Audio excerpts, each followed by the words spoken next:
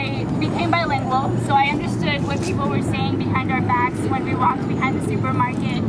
And people would say, oh, look at those wetbacks, look at them doing that. And I heard that.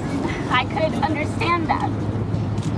I would go to work with my dad and I could hear them discussing his accent and him being brown and his choice of occupation. Yes, he was doing construction. That doesn't mean you have to stereotype me. I saw what it did to my mom as she was ashamed to walk in front of Americans speaking Spanish. I saw what it did to her when she said, don't speak to me in Spanish outside the door because they will judge us. I saw all of that, and to me that was what mattered. I didn't know what it meant. I didn't know I was undocumented. I thought I was just, here doing what everyone else was doing. I was going to class. I was, being a normal person.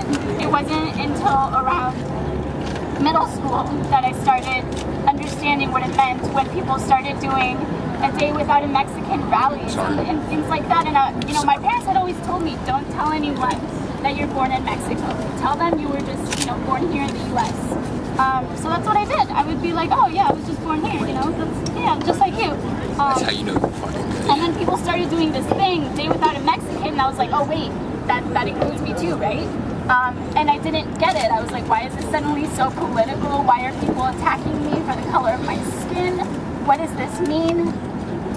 So, up until that point, it had always been about my family. I didn't like seeing them go through this. And then I hit high school, and then I saw what it did to my future. All of a sudden, everyone else was getting driver's licenses and part-time jobs, and I couldn't do that. I was stuck giving them lame excuses about how my parents were just really overprotective. They didn't want me to drive, they didn't want me to travel somewhere. So there were a lot of excuses, and that was my life. It was all some sort of big lie, and I didn't like it. And then, of course, came the time when everyone was like, oh, Tania, you're really smart. Where are you going to school? Oh, I don't know. Maybe I don't want to go to school, because I knew that I couldn't go to school, or I thought I couldn't go to school, and I thought that for a very long time.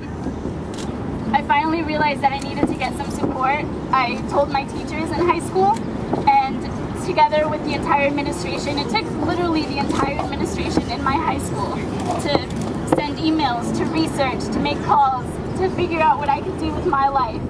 And I am here now at the University of Pennsylvania because the people in my high school wouldn't give up on me because they knew that I had a future. So I am here studying marketing and legal studies. I hope to go to law school, and I am doing this with the support of people that knew I was a human being. They saw past my immigration status, and they realized that there is more to this political debate. There is a lot more to this, and I'm here today telling you all my story, telling you that I am undocumented and unafraid, so that you will see that you are not alone. If you are undocumented, you have me, you have a lot of other people that will support you in this struggle. We have each other. Undocumented! Unafraid!